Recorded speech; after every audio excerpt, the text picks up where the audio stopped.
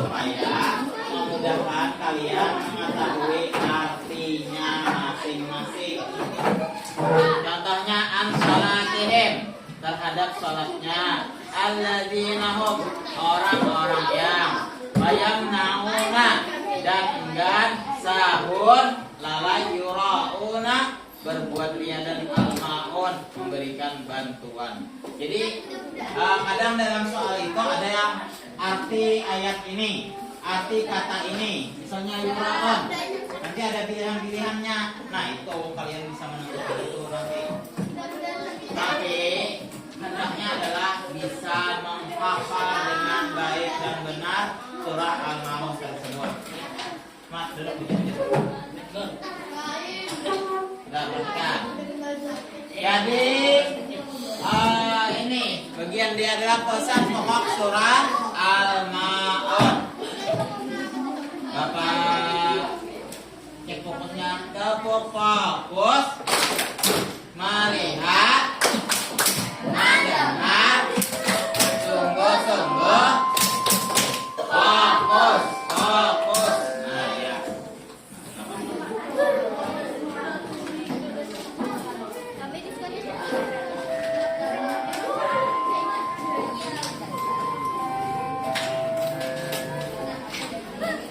Jadi pesan pokok surah Al-Maun, asbabun nuzul adalah sebab turunnya ayat. Jadi ayat-ayat Al-Quran itu ada sebab turunnya. Sebab turun dia ke sekolah ini apa? Mau belajar dan sekolah. Ada permainan aja. Ada bakal lagi. Kenapa? Ada belajar aja. Awalan dari ada niatnya belajar dengan sungguh-sungguh. Jadi asbab turunnya dalam Al-Quran ini berupa kejadian yang sedang dialami Nabi menghadapi kaumnya ataupun kejadian yang ditemui Nabi dalam kehidupan sehari-hari beliau. Tapi tidak semua ayat diketahui asbabun nuzulnya. Jadi ada semua ayat diketahui sebab turunnya, ada sebagian saja yang diketahui. Di antaranya adalah surah Al-Maun.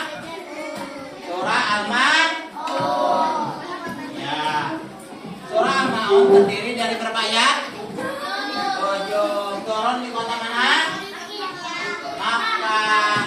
Tergolong surah Makkiyah. Kenapa tergolong surah Makkiyah? Karena ayat ini turun sebelum Nabi hijrah. Jadi dikategorikan Makkiyah. Tapi apabila sudah Nabi hijrah, maka itu tergolong Madaniyah. Paham?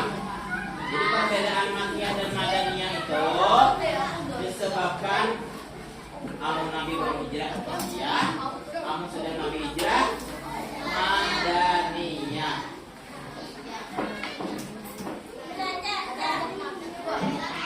Jadi surah ini sebab Al-As bin Walid setiap minggu menyembelih 2 ekor unta untuk dibagikan kepada kaum kerabatnya. Jadi dibagi-bagi. Wah, dermawan kalau orang berbagi ini. Dermawan tidak kalau orang berbagi daging setiap minggu. Nah, dermawan benar ternyata. Tapi pada kenyataannya ada seorang anak yatim mau meminta daging itu. Tapi pada kenyataannya beliau marah dan mengusir apa? Anaknya itu dan mengata-ngatain atau menghardik, mengolok-olok, dasar miskin, dasar nggak mau. Nah itu namanya menghardik. Misalnya ada orang minta-minta di rumah kalian, hendaknya jangan kalian menghardiknya. Paham lah menghardik? Wah minta-minta mau, kamu minta-minta. Kalau hendak diberi-beri, kadang-kadang. Paham? Nah, seikhlasnya. Kenapa? Kalau ada orang datang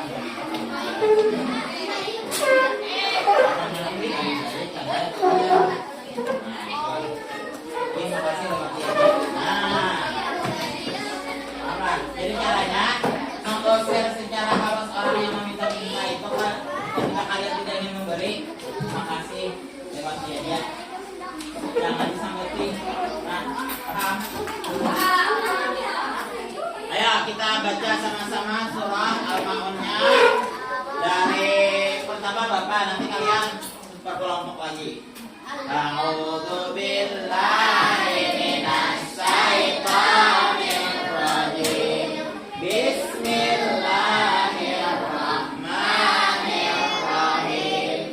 Ara'aital ladzi yukadzibu biddin. Fadzalikal ladzi yad'ul yatim wa la yahuddu 'ala ta'amil miskin. Wa wailul lil musallin alladzina hum an salatihim sahun alladzina hum yura'un wa yamna'unal ma'un.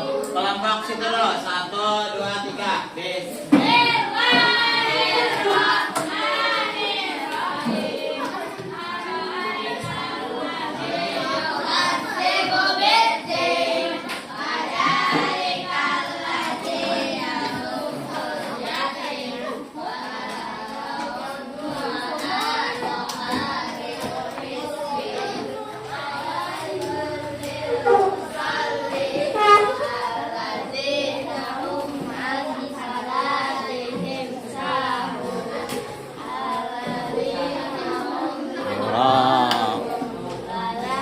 Ayam naunal maun. Kelompok sini. 1, 2, 3. Suaranya mana?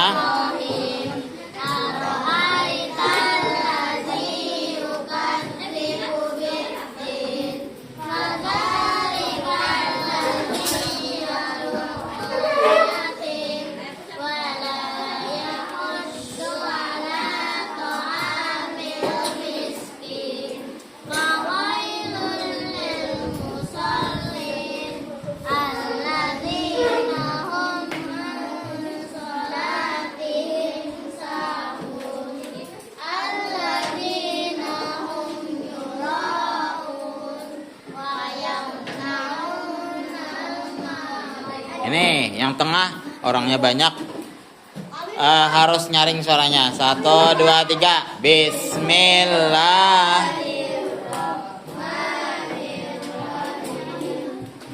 Ara'aital fadzalikal ladzi yad'ul yatim wala yahuddu 'ala ta'amil lil musallin alladzina hum an salatihim hun alladzina hum yura'un wa yamna'unal ma'un. Ayo lanjut, kelompok sini. A'udzu billahi minas. Yang lain diam ya. Bismillahirrahmanirrahim. Ara'ai kadzibu biddin fadzalikal ladzi yad'ul wala yahuddu 'ala ta'amil miskin. Fawailul lil musallin alladzina hum an salatihim sahun alladzina hum yura'un wa yamna'unal ma'un. Ya, kelompok yang di sana. 1, 2, 3. Bismillah. Suaranya ya, nyaring ya.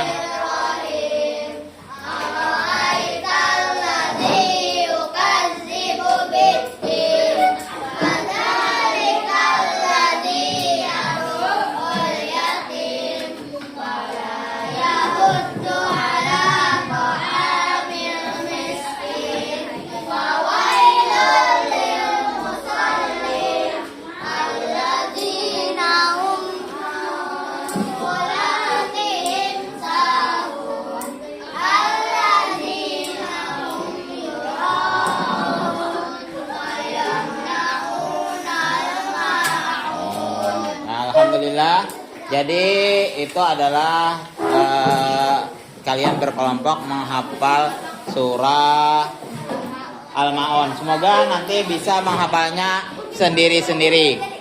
Al-Quran itu apabila kita sering membacanya maka kita akan mudah menghafalnya.